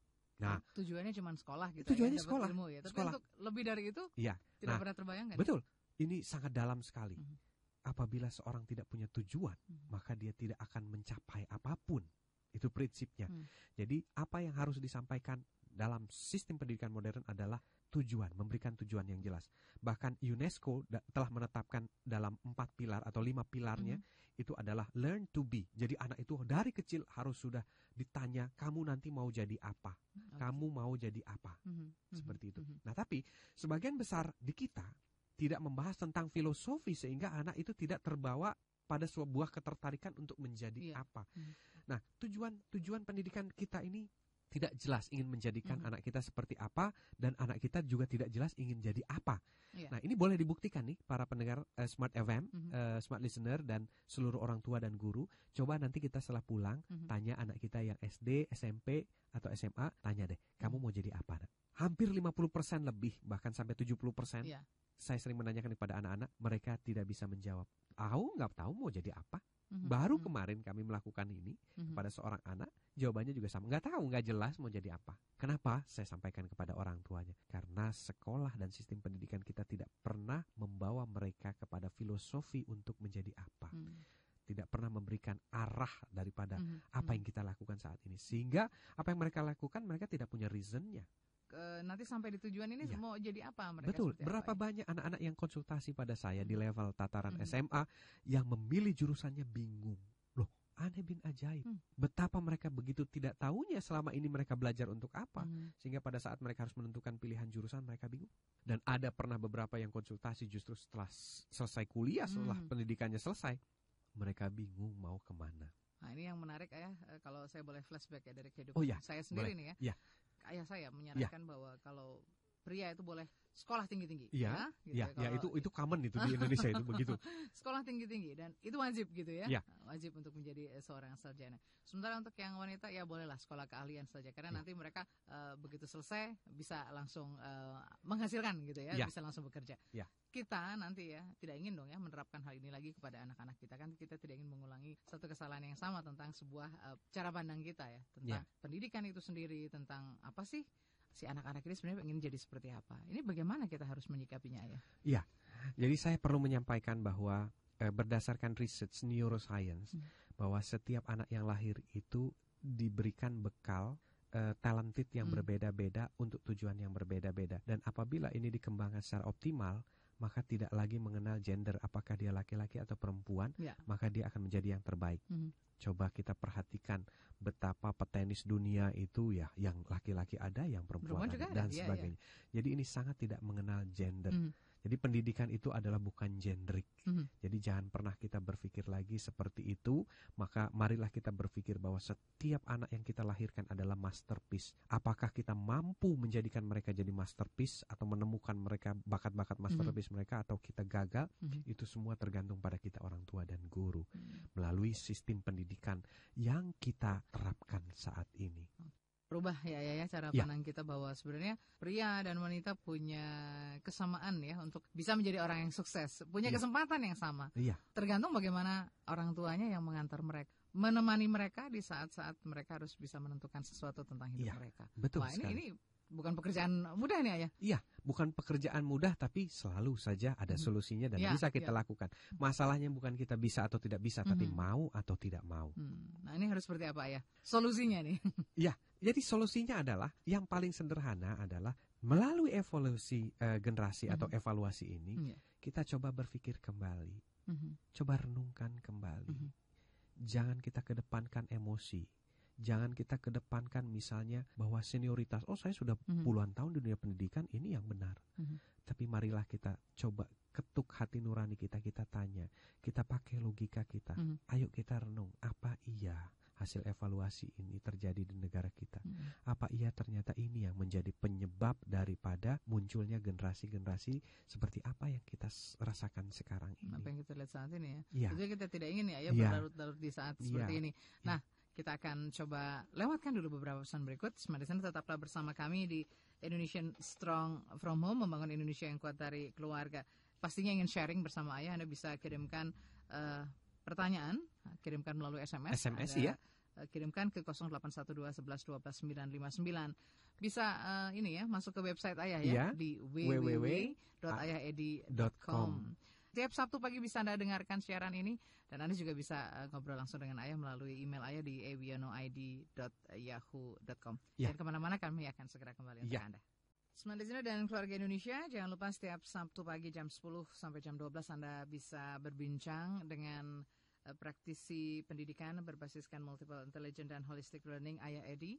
Jadi jangan lupa untuk ngobrol langsung, Anda bisa juga lakukan, atau juga mungkin Anda ingin sharing atau konsultasi langsung, Anda bisa menghubungi email ayah di ewionoid@yahoo.com ya. Dan juga Anda bisa kirimkan pertanyaan dalam bentuk pertanyaan ke SMS 0812 11 12 959. Ayah, kita masih mengajak Smart Listener dan keluarga Indonesia dimanapun berada ini tentang sistem pendidikan yang ada saat ini. Ini kita menggalinya dari dunia dan juga bahkan bagaimana kita bukan membandingkan ya, tapi melihat sistem pendidikan yang ada di kita sendiri sebenarnya. Nah tadi sekolah kan tidak memiliki tujuan yang jelasnya ya. Tadi kita mau kemana? Yang penting anak kita sekolah, sekolah mereka bisa kalau lulus, syukur kalau lulus nih ayah ya. Udah gitu cari kerja. Kalau nggak dapet ya udah nganggur. Ini kan sebenarnya tidak memecahkan masalah nih kalau ini menambah masalah, Mas. Jadi sudah investasinya begitu tinggi, harganya begitu mahal, ternyata tujuannya jelas, jelas-jelas untuk jadi pekerja atau pengangguran. Permasalahannya adalah apakah nanti pada tahun 2010 anak kita masih masuk kualifikasi untuk cari kerja atau di bawah kualifikasi yang dibutuhkan. Seperti itu. Jadi tujuan-tujuan ini harus ditetapkan di awal. Pada saat mereka sudah menginjakkan bangkunya di SD, mereka harus sudah tahu secara perlahan-lahan ingin kemana arahnya. Kita tahu bahwa ada beberapa anak-anak kita ya, beberapa murid-murid SMA kan baru saja lulus ya dari sekolah mereka dan mereka juga nanti melanjutkan ke perguruan tinggi juga melalui sebuah ujian, seleksinya berupa sebuah ujian. Apakah ini juga masih tepat gitu ya kita lakukan atau kita terapkan di dalam sistem pendidikan sendiri? Sebenarnya begini, kenapa sih anak masuk kuliah gitu ya, diperlukan ujian gitu. Perbandingannya terbatas antara jumlah peminat dengan jumlah kampus yang disediakan. Jadi kalau kita merujuk ke luar negeri di mana perbandingannya sudah seimbang, sebenarnya nggak perlu lagi ada proses seleksi seperti itu. Bahkan di luar negeri itu kampus-kampus yang justru diminati itu adalah kampus-kampus swasta ketimbang state schoolnya itu. Jadi proses seleksi ini hanya menseleksi jumlah peminat dengan jumlah facility. Nah, ada satu sekolah yang meminta saya untuk memberikan masukan dan bimbingan, yaitu di Bogor ya, satu sekolah SD sampai SMP ya. Pada saat menanya kira-kira ayah perlu nggak kita melakukan seleksi? Boleh, hanya bentuk seleksinya adalah siapa yang duluan daftar, dia yang duluan masuk. Jadi tidak lebih objektif ya. Iya, jadi tidak ada yang namanya seleksi harus tes ini, tes itu, tes segala macam. Itu diikuti oleh sekolah itu. Atau mungkin standar nilai-nilai mereka tertentu gitu. Tidak, saya katakan begini, kalau Anda ingin menjadi sekolah yang hebat, Anda harus berani menerima siswa yang semacam apapun untuk kita jadikan dia jadi gold, jadi emas. Bukan Anda sudah pilih-pilih bahan, tiba-tiba anak itu jadi gold. Kalau bahannya sudah gold, ya memang harus jadi gold, jadi bukan hebat. Jadi kalau Anda mau terima seperti ini, kemudian dikelola, diolah, mereka jadi hebat, itu baru namanya guru hebat dan sekolah hebat. Justru di situ letak tantangannya. Iya, makanya saya katakan itulah sekolah hebat. Sekolah hebat. Jadi walaupun secara facility ya cukup sederhana, tapi secara kualitas dia luar biasa gitu. Jadi mengikuti apa yang saya sampaikan. Ayah, bagaimana dengan pandangan kita terhadap kalau standar lebih hebat atau tidak itu dari sistem dari pendidikannya ya, dari status pendidikan dia. Kalau dia sarjana gitu berarti dia lebih hebat daripada orang-orang yang mungkin ya nggak jauh-jauh deh, misalnya saya gitu, cuma penyiar aja gitu. Ini sebenarnya bagaimana kita melihat hal ini, menyikapi hal ini bahwa sebenarnya juga orang-orang yang berkarya di lain gitu ya, tidak dengan status pendidikannya yang luar biasa itu juga mereka bisa sama-sama berpacu, sama-sama bisa meraih sukses tadi. Kalau kita mengaca atau berkaca pada negara-negara maju, negara-negara yang berhasil mencapai teknologi tertinggi dengan pencapaian-pencapaian yang tertinggi, maka cara berpikirnya tidak begitu. Nah, cara berpikir mereka adalah setiap apapun yang dilakukan di muka bumi itu adalah agung dan baik. Tidak ada derajat-derajat tertentu yang lebih baik dan tidak lebih baik. Saya perhatikan bahwa negara-negara yang menganut itu justru menjadi negara-negara yang sangat berhasil. Nah, kita ambil contoh saja sebuah kisah. Boleh saya ceritakan kembali? Ini kisahnya berulang, tapi mudah-mudahan untuk yang sudah mendengarkan untuk tidak bosan kita kembali, ya. Pada saat Soviet pernah berhasil mengirim manusia ke bulan, kemudian Amerika itu merasa tertantang untuk bisa mengejar dalam waktu cepat. Dia juga bisa mengirim manusia ke bulan. Waktu itu presidennya namanya John F. Kennedy. JFK mencanangkan bahwa kita akan mengirim manusia ke bulan. We send people to the moon. Kemudian apa yang terjadi di sana adalah untuk bisa mengirim manusia ke bulan itu diperlukan sebuah kerjasama yang luar biasa dari yang paling bawah sampai yang paling atas. Seluruh komponen punya di negeri itu punya kontribusi, mulai dari saintisnya, kemudian astronotnya dan sebagainya. Semuanya berkontribusi. Cuma dalam proses kontribusi itu mereka tidak pernah membeda-bedakan mana peran yang lebih rendah dan mana peran yang lebih tinggi. Justru mereka menanamkan filosofi bahwa apabila masing-masing peran itu memberikan yang terbaik, maka kita akan berhasil mengirim manusia ke bulan. Jadi salah satu pembuktian saat itu adalah satu ketika Presiden JFK sedang berusaha meyakinkan dirinya apakah kita benar-benar akan berhasil mengirim manusia ke bulan. Dia mengajak proses inspeksi apa yang dilakukan di Houston, Texas. Pagi-pagi dia ke sana bersama teman-teman, rombongan dan senator. Kemudian tiba-tiba pagi-pagi jam 6 pagi dia melihat seorang tukang pel. Office boy mungkin di sini, cleaning service ya. Dia tiba-tiba berbelok sampai pengawal-pengawalnya bingung. Enggak lewat situ Pak, lewat sini. No, saya tahu, tapi saya ada perlu sebentar, dia bilang gitu. Terus dia tanya pada si tukang pel itu, "Hey John, kamu lagi ngapain? What are you doing, John?" "Yes sir, I am helping America send people." Helping? Ya, wow, I'm helping America send people to the moon. Saya membantu Amerika untuk mengirim manusia ke bulan. Kalau kita, apa kira-kira yang dijawab oleh si cleaning service itu? Bapak nggak ngeliat, apa saya lagi ngepel gitu? Nah, kira-kira begitu.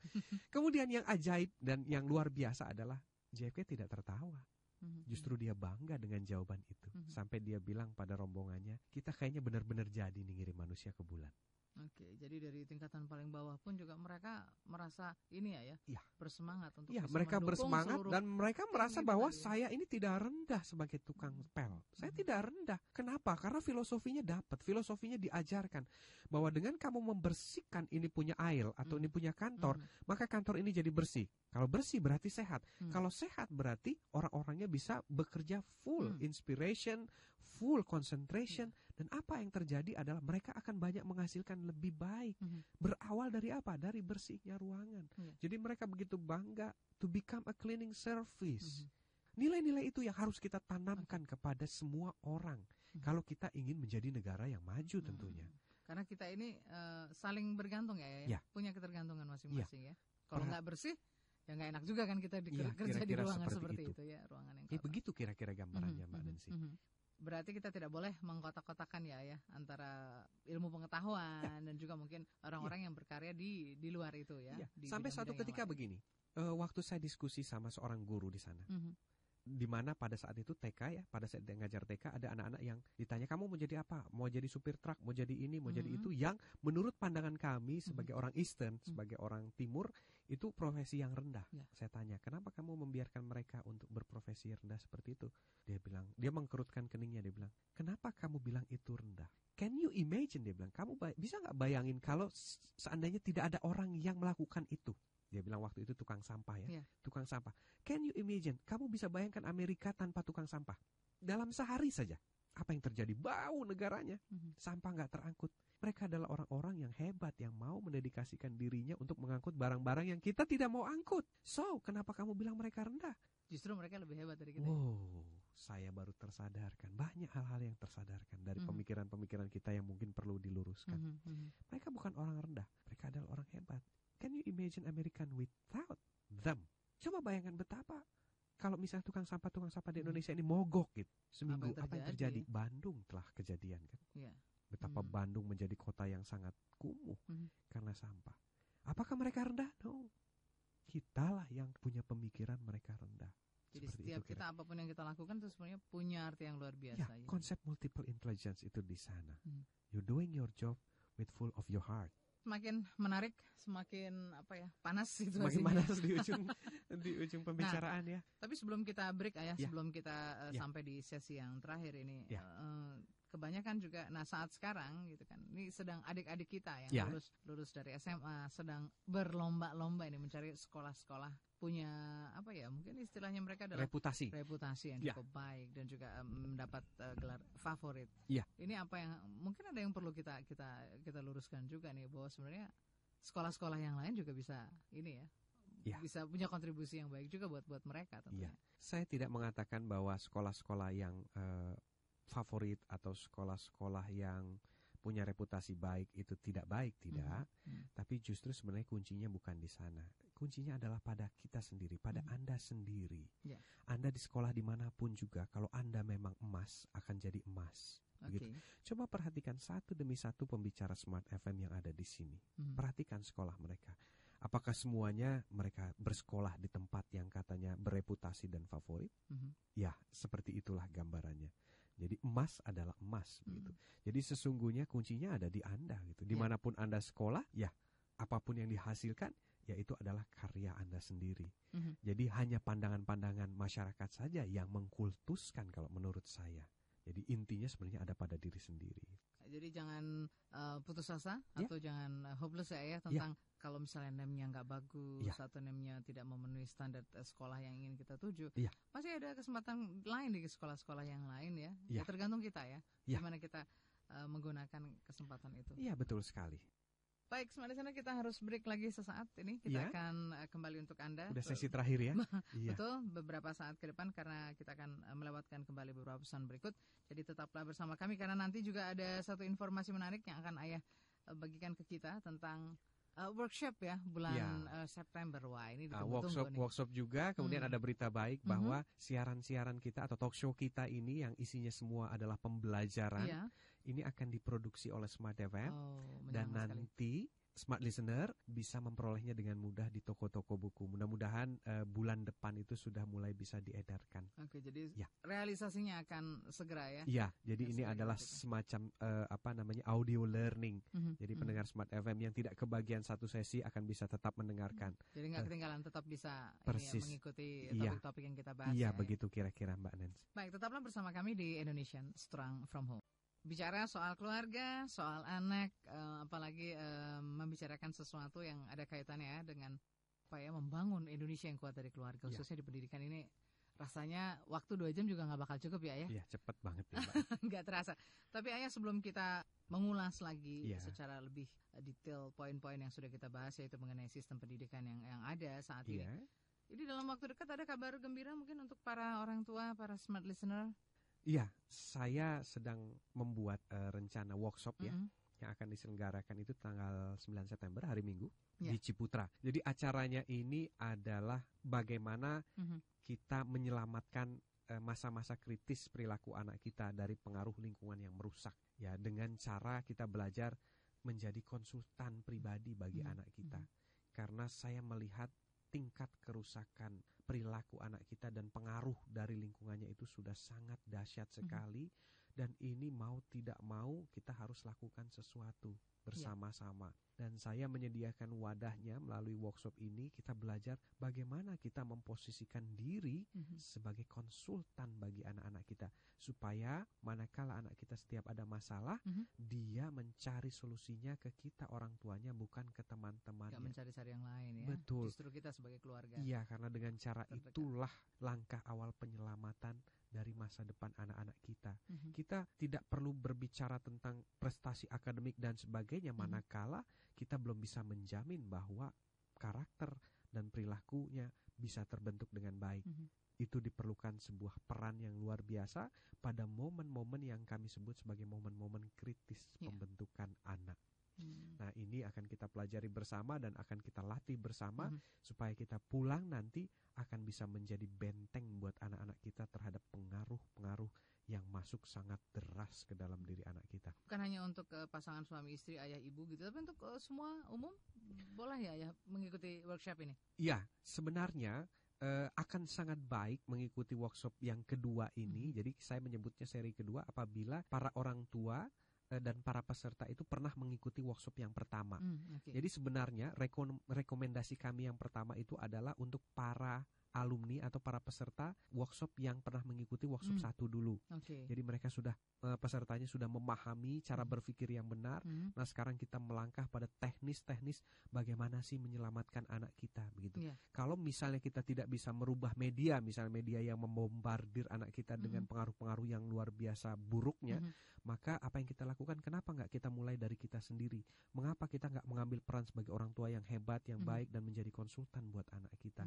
Dan bagaimana langkahnya itu nanti akan kita sharing bersama, kita latih bersama dalam workshop ini. Oke, nah untuk investasinya sendiri lalu pendaftarannya kemana? Ini gimana ya? Oh iya, Jadi kalau ada yang berminat untuk mengikuti ini, jadi bisa langsung kontak ke nomor 0816 1822 323. Jadi di sana bisa menanyakan di mana tempatnya, kemudian bagaimana caranya dan sebagainya, termasuk special price-nya nanti akan dijelaskan di sana. Jadi langsung jangan lupa kontak melalui SMS ataupun call ke 0816 1822 323. Oke, jadi ini dikhususkan sebenarnya untuk yang pernah ikut di pertama ya. Ini lanjutan dari workshop yang pertama sangat dianjurkan begitu. Tapi kalau seandainya yang belum pernah mengikuti juga ingin ikut ini, ya tidak apa-apa. Boleh ya? Bisa seperti itu. Nah, kalau ada yang ingin lagi nih Ayah, workshop yang pertama diadakan lagi, kira-kira gimana nih? Kalau misalnya ingin diadakan lagi, ya nanti kita adakan lagi. Karena kita sudah punya kira-kira 4 angkatan untuk workshop yang pertama. Dan saya melihat bahwa dari 4 angkatan ini sudah memerlukan atau membutuhkan technical atau teknis-teknis pelaksanaannya bagaimana sih pada saat kita menghadapi anak, kemudian menyelamatkan fase-fase kritis perkembangan anak, dan bagaimana sih peran kita yang harus dilakukan manakala misalnya sekolahnya tidak merubah diri, manakala lingkungannya begini, manakala kita tidak bisa merubah yang lain. Jadi saya mengajak para orang tua untuk marilah kita sendiri yang berperan lebih banyak.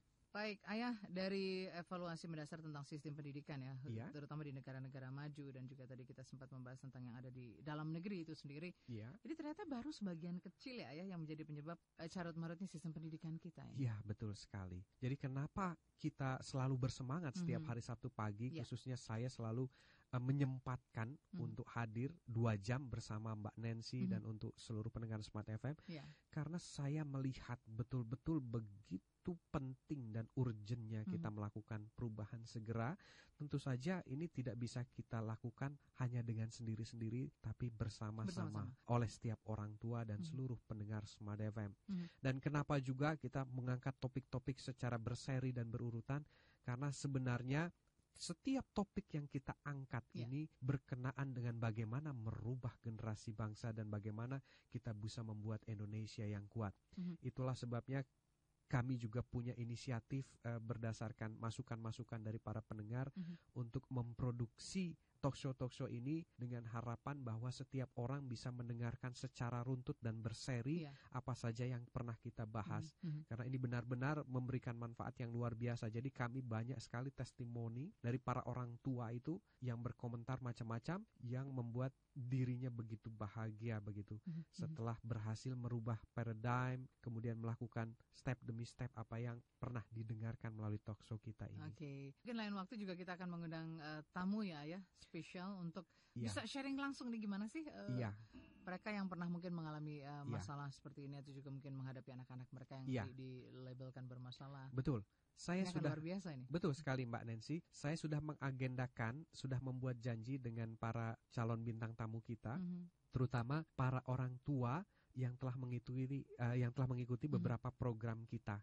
Jadi ada kira-kira 3 orang bintang tamu yang berbeda yang nanti akan memberikan testimoni. Wah, kita tunggu nih. Iya, yang berkenaan dengan sekolah yang tadi saya ceritakan yang ada di Bogor yang telah merubah diri, apa efeknya terhadap anaknya, kemudian apa efek orang tua yang dirasakan oleh orang tua, ataupun yang pernah konsultasi dengan saya, kemudian mengikuti bimbingan-bimbingan ini dan melakukan step demi stepnya, apa yang dirasakan nanti akan kita sharing. Saya menyampaikan kepada beliau-beliau yang terhormat adalah mari kita berbagi untuk Indonesia. Betul. Jadi nanti kita akan lihat dari sisi orang tua, dari bagaimana kacamata pendidik kita betul. Dan juga mungkin dari lingkungan ini. Seperti apa sih dampaknya? Sebenarnya saya juga ingin menghadirkan testimoni dari anak-anak dari anak-anak untuk kita minta bicara di talkshow ini. Cuma ada beberapa sedikit kendala mereka ini mau bicara tergantung moodnya begitu. Jadi tidak bisa kita paksakan. Betul. Jadi kalau kita hadirkan mereka tidak mau bicara, ya mereka tidak bicara, dan kita tidak bisa memaksakan. Kalau mereka lagi nggak mood, betul. Sudahlah, biarkan mereka menikmati. Iya, jadi akan lebih tepat kalau yang kita hadirkan adalah orang tuanya yang untuk menceritakan prosesnya. Kalau tadi kita bicara tentang sebagian kecil saja dari yang menyebabkan carut marutnya pendidikan di negeri ini. Nah, Kita berharap tentunya ini tidak dibiarkan lama-lama ya. Betul sekali. Akan segera dibenahi, dievaluasi paling tidak. Iya. Nah, kira-kira faktor teknis lain mungkin ada yang juga berperan Ayah untuk membuat sistem pendidikan tidak berjalan semestinya. Saya ingin mengajak semua komponen bangsa ini, mulai dari pelaksana sampai pembuat kebijakan, untuk mari bersama-sama kita tidak mengedepankan emosional, tapi lebih mengedepankan logika untuk kita coba membandingkan sejauh mana kita dengan negara-negara lain. Paling tidak kita coba mencari acuan-acuan terdekat kita. Salah satu acuan adalah sistem pendidikan standar internasional yang pernah ditetapkan oleh UNESCO, yang sering disebut sebagai The Five Pillar. Jadi apa maksudnya The Five Pillar? Bahwa sekolah yang nanti berstandarkan internasional atau yang mungkin nanti akan bisa berkompetisi apabila sekolah tersebut meletakkan sistem pembelajarannya pada pilar-pilar berikut ini. Boleh saya sebutkan, Mbak Nancy? Silakan. Yang pertama adalah pilar learn how to learn. Artinya apa? Sebelum kita mengajak anak kita belajar, maka kita ajari dulu bagaimana mereka cocoknya belajar. Jadi tidak hanya kita langsung menuangkan ilmu-ilmu, tapi kita coba gali, kita ajarkan mereka kalau kamu tuh cara belajar yang cocok seperti ini. Kita gaya temukan. Belajar mereka nih. Iya, gaya belajar mereka kita ajarkan kepada mereka supaya mereka bisa menyerap ilmu dengan optimum, dengan sesuai dengan gaya belajar masing-masing. Kemudian learn to know. Jadi pancinglah keingintahuan anak kita, bukan jejali anak kita dengan pengetahuan. Ingat, jejali lain dengan memancing keingintahuan. Jadi banyaklah bertanya, bukan banyaklah memberi. Bukan banyaklah men-statement, bukan banyaklah memerintah, tapi banyaklah bertanya. Kemudian learning to do. Bahwa jangan biarkan anak kita selalu menulis, mencatat di kelas. Berikan kesempatan pada mereka sebanyak kira-kira 50% dari waktu yang ada untuk melakukan apa yang mereka pelajari. Untuk mencari tahu testimoni-testimoni di luar sekolah. Karena belajar itu tidak harus di tempat dan di satu tempat saja. Kemudian pilar berikutnya adalah learn to be. Bangkitkan dan ajak anak kita untuk mencari tahu ingin jadi apa mereka. Learn to be. Kemudian yang berikutnya adalah learn through life. Ajari mereka untuk sepanjang hidupnya belajar. Sekolah ini hanya wadah sementara. Belajar itu tidak akan pernah ada akhirnya. Tanamkan ini dalam-dalam kecintaan mereka terhadap buku, kecintaan mereka terhadap ilmu pengetahuan, dan mereka mau mencari dimanapun. Coba perhatikan sistem pembelajaran anak-anak di negara maju. Mereka mencari data sendiri di internet, di ini dan sebagainya. Padahal usia mereka itu baru SD. Mereka diajarkan bagaimana mereka bisa memberdayakan diri sendiri, menjawab pertanyaan-pertanyaan mereka sendiri. Dan yang terakhir, pilar tertinggi adalah learn to live together. Mari kita tetapkan dan kita ajari anak-anak kita untuk bisa memahami perbedaan, saling menghargai, saling mencintai apapun perbedaan yang kita miliki. Hidup damai dalam perbedaan. Learn to live together. Luar biasa ya. Begitu agungnya pilar-pilar yang telah dicanangkan. Nah, sekarang pilihannya pada kita, apakah kita mau atau tidak? Tidak mau. Ya, seperti itu. Kalau mau, kita tinggal melakukan saja. Kita tidak perlu melakukan research ulang. Semuanya sudah terdefine, semuanya sudah ada. Kita tinggal pelajari, tinggal laksanakan. The key point adalah apakah kita mau.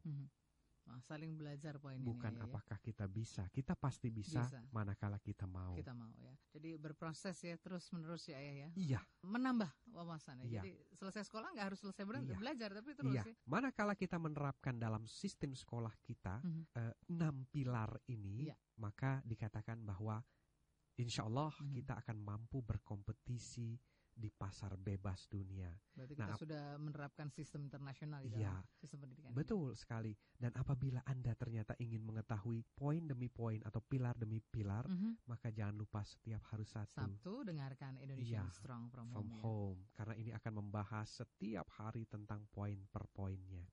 Luar biasa ya Ayah, kita berharap tentu kita semua bisa melihat keberagaman, melihat perbedaan ini menjadi sesuatu yang indah ya. Indah, betul sekali. Waduh, damai deh di mana-mana. Ini kalau sampai terlaksana, saya sampai memimpikan ya, Indonesia itu negara yang luar biasa. Karena kita dari sisi alamnya, itu apa yang kita tidak punya. Luar biasa ya. Begitu, hanya satu yang kita tidak punya adalah bagaimana kita bisa berpikir dengan tepat dan positif. The way of mind and mentality.